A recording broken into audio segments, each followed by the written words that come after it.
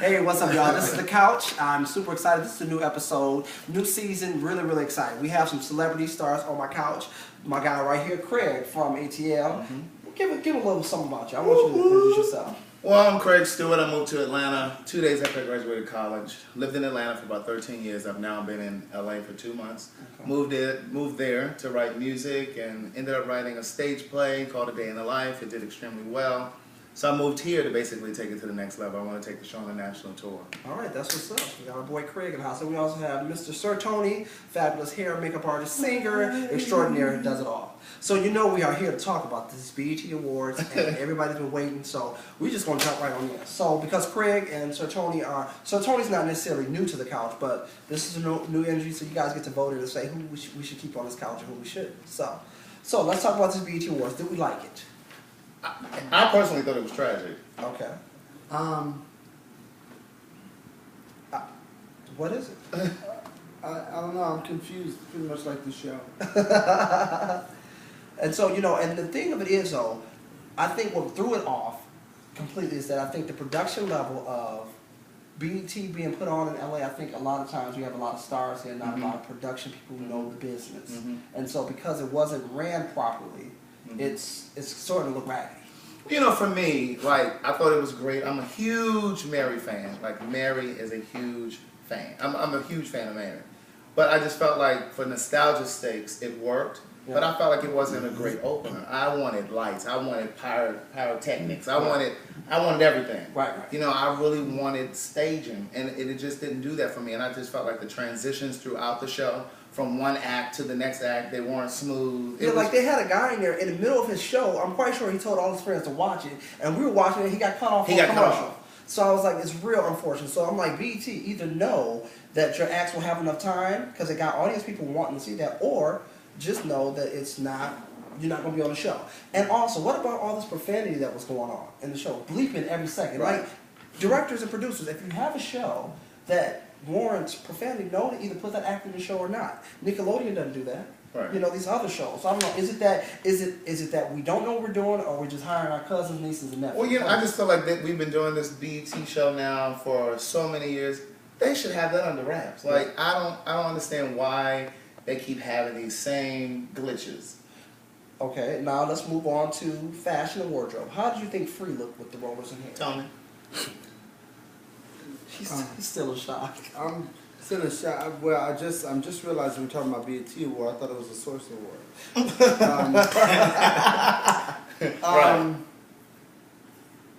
I don't know. I just being a stylist and being behind the scenes, I just think that it's our responsibility to make sure that public figures look their best, and I'm not really sure who's in charge of that hairstyle that Free had on. First of all, I'm glad she has a job back at BET. Let's give her a hand for that. Back at BET. And also for those who know, we're talking about the BET Awards 2011 because my producer behind me is getting on my nerves trying to give me cues while the show is on live, and I'm like, they know what's going on. So if you saw me looking, I was looking at her. Right, we were cussing her out. So go ahead. That annoys a Gemini. Go ahead. Yeah, but pretty much like BET, a lot of cussing. See, so you should really be able to relate to that show. Clearly. But I just think that to look at the BET. Sorry, we only got 10 minutes. I'm sorry. Well, just to look at the BET Land show. the plane. We're gonna see. Okay, well, this plane is just well, circling. good. You can vote me off. I'm not being paid. I'm not that are not being paid. Shade. Now, Go ahead. but as far as style and stuff like that, one thing. Oh, wait. Okay, so style. First of all, Patti LaBelle, for her to be who she is, she looked fabulous. Absolutely. Patti LaBelle looked great. Now, I'm not really. I just think that Patti, her being the icon that she is, she deserved more of a tribute. Yeah, like the CeeLo thing was borderline. It was cute and campy, mockery, but he did have a voice. I was shocked. But I mean, but like, where were these people? They couldn't find Rochelle Farrell or Lattice or Vesta is right here in LA. She could have easily been called. Didn't have anything to do with it. And I'm quite sure the check would have been. She would have loved it. Right. And Vesta has a new single, by the way. Go out and get it. It's called Dedicated. Like, I mean, Marsha Ambrosius, she's great, but with all that lamb in her voice, like. Oh, I call it spin cycle. Yeah, it's just too much. Yeah. So, but I will say this now. What about that Beyonce?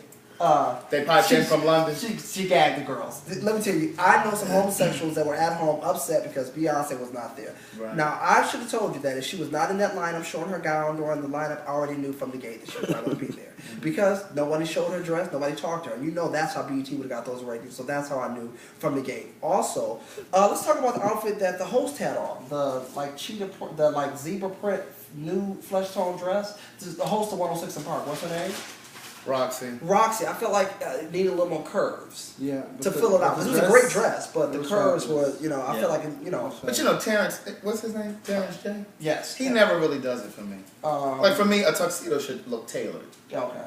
And it looked like he had on a jogging suit. Now, I will say, Kevin Hart, did you guys like his hosting? I thought that was... Kevin Hart was decent. Kevin Hart did. Kevin Hart did decent. And I also love the fact that he chose to keep it real and really point out some things. Right. About old boy with his chest out. That was done jokingly, Right. but it really made a lot of sense. Yes. Alicia Keys was a mess. That hairdo, the bedhead is so... Right. I appreciate her as an artist, as a writer, because she gets it. Yeah. Like she tells stories and And a composer. And a pianist. But her voice does nothing for me. It does nothing for me. And it's like she's singing at the end of her range, like at any moment. Like it's always straight. Yeah, it's like, okay. But now I will say Lettucey was a breakout star tonight. Lettucey was did a great good. job. I'm ready for her to change her hair, but I love her. Yeah, and I will say the song she did by Tina Marie, she had better classics, so she can blow on than that last one that I was like, they could have chosen a better Tina Marie. The show song. overall just felt disjointed. Yes.